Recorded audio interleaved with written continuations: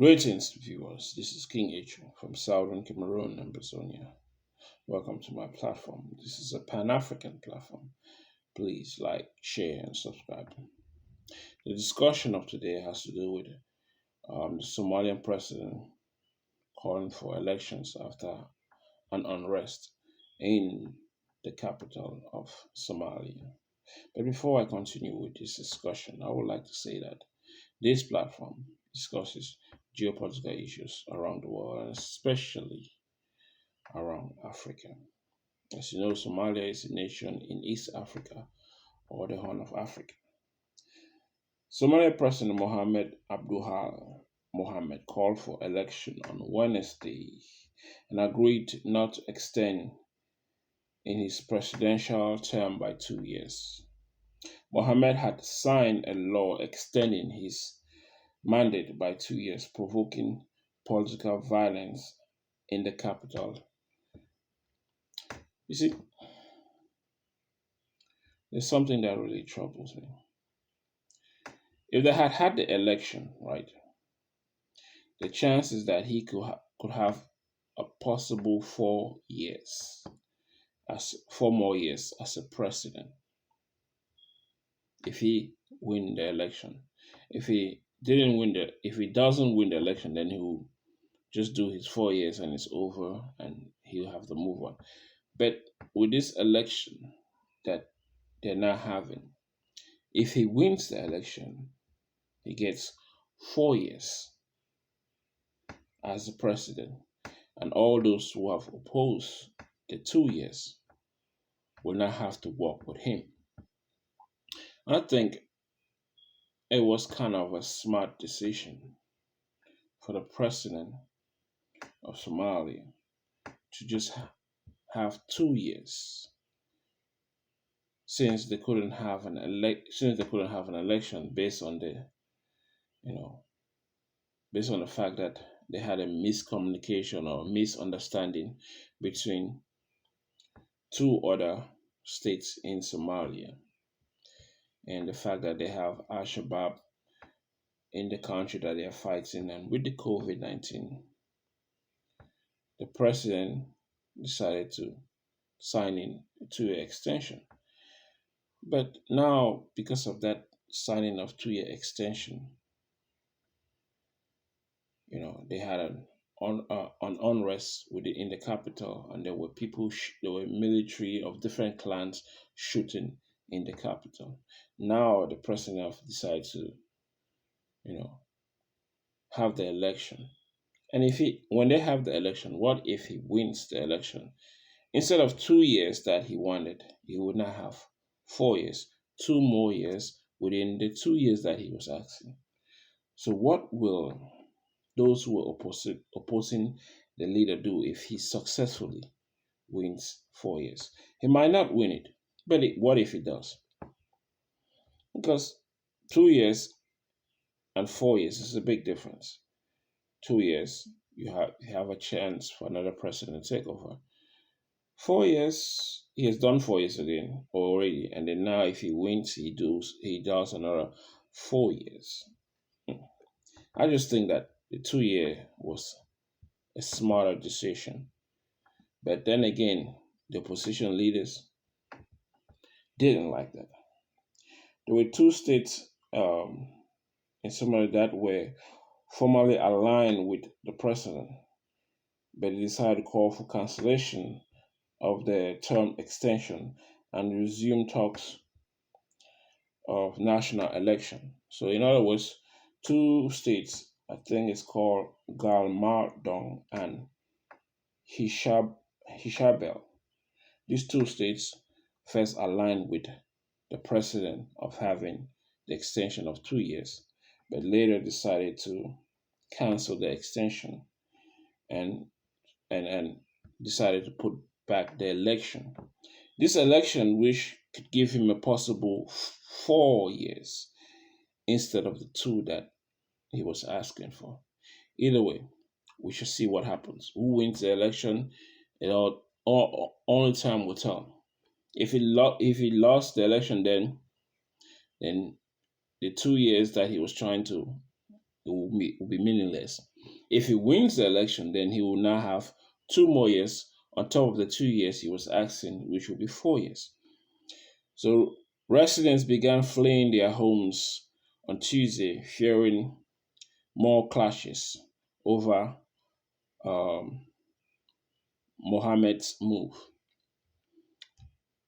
Just because he acts, just because he signed a law for 2 years, other political states disagree for that 2 year, and they decided to bring their military in the capital. That created a hostile environment, and people were fleeing because there were gunshots in the air in the capital. On Sunday, groups of armed men opposing the president's exchanged fire with security forces. Somalia has not had an effective central government since the collapse military regime in 1991, which led to decades of civil war and lawlessness, fueled by clan conflicts. So, in certain parts of Africa, certain countries in Africa, they have tribal conflicts. In Somalia, they have clan conflicts, which is it's almost the same thing. It's just you know, it's the same thing because they don't trust each other. They don't have that bond, that relationship to trust the relationship. Because also the past leadership has shown a lot of dishonesty, a lot of trickery, a lot of you know abuse of power. The clans don't trust each other. It's understandable, but this is what holds nations in Africa backward from growing. In a way,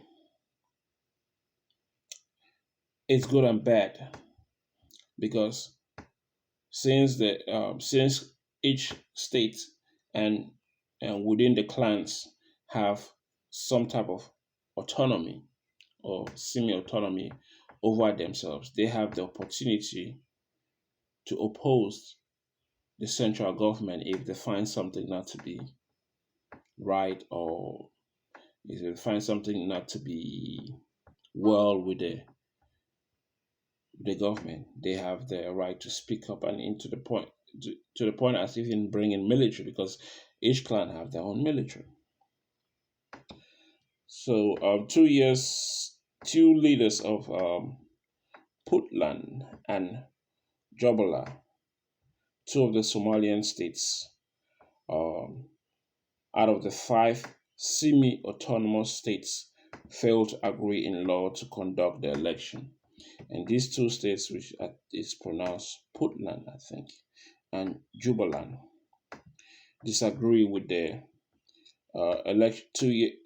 disagree with the conduct of election, and that created this vacuum of issues within the election, which was first postponed, and then 2 year extension was put in place, and that 2 year extension that was put in place now created a hostile environment where military forces from different clans came to the capital, and there was a shooting which caused people to run for their lives because Somalia has been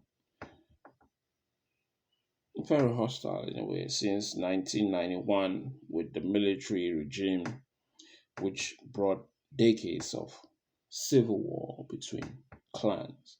And they're trying to create a situation where uh, there will not be hostility, but it takes time.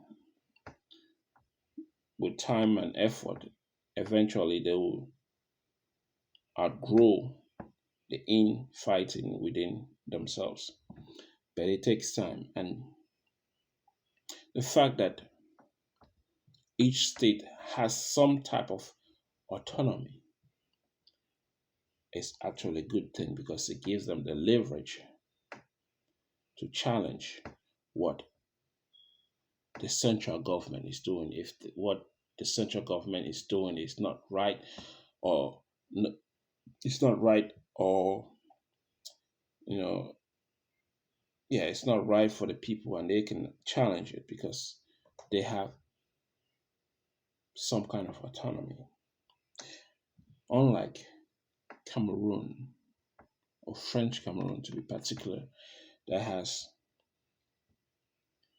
8 French regions, and they've been trying to have decentralization for so long, it's not working, and those 8 regions need to become semi-autonomous in order to inflict change in the central government until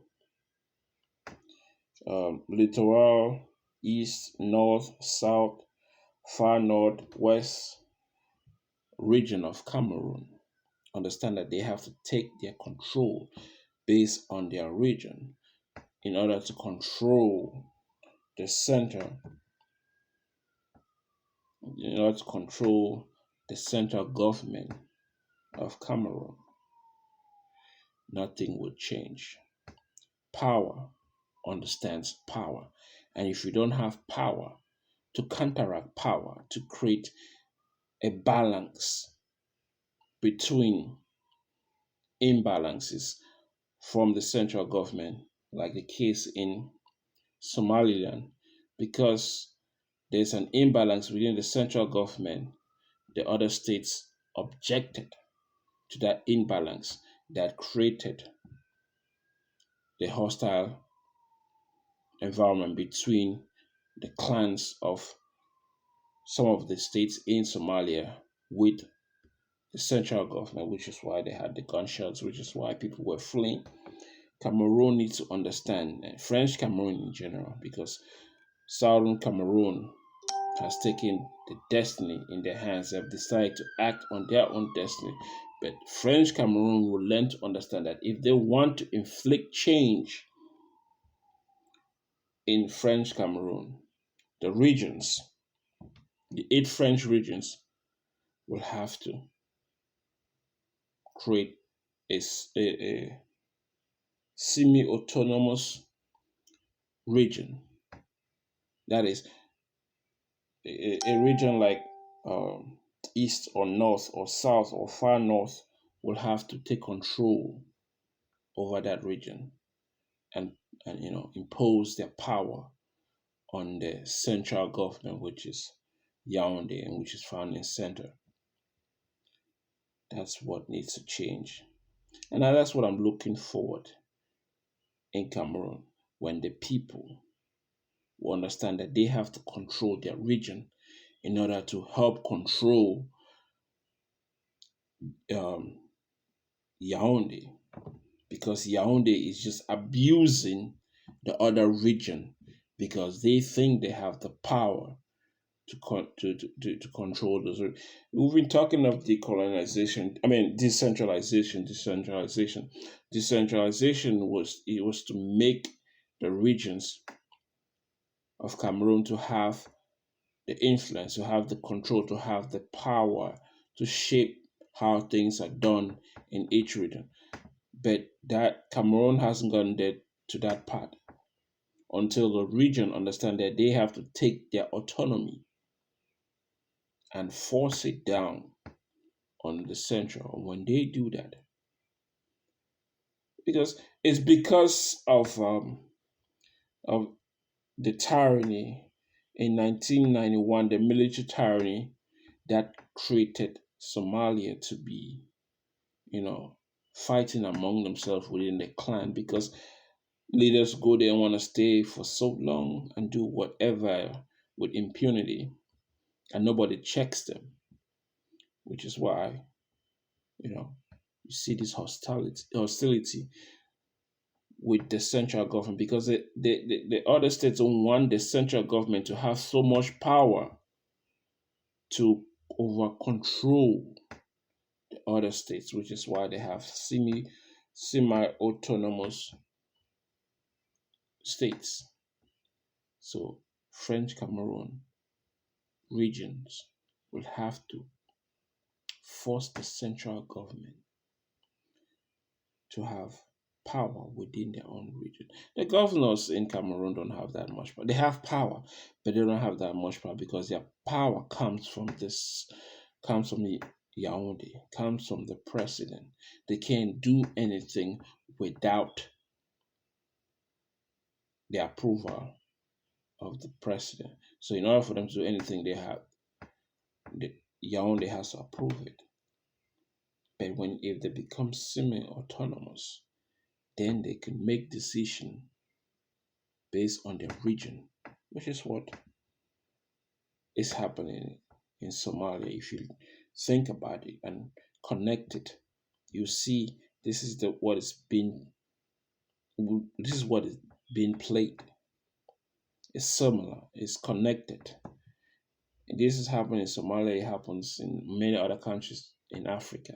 Because when the center has so much power, it abuses the rest of the other region. So the other regional states, either way, wants to have some control to oppose central power. When French Cameroon learn to understand this, they will challenge what the center is doing. They will challenge what the central government is doing. And without power, you cannot fight power. You need power to fight power. And if you don't have power, then you'll be suppressed and crushed. So I dig the way the Somalians are doing it. Yes, they may act, in an aggressive way when they need to, but so long as things are straightened out and the central government understands its role and plays its role, and the other states understand the role and play the role, it will now help boost the state of Somalia. Everybody will now have peace. Eventually, it will happen, but it will take time. And when the leaders understand that they have to play their part and everybody else has to play their part, then you see change and improvement in Somalia and eventually in other countries in Africa. But the citizen must impact change. This is King H. Please subscribe and share my videos. Till next time.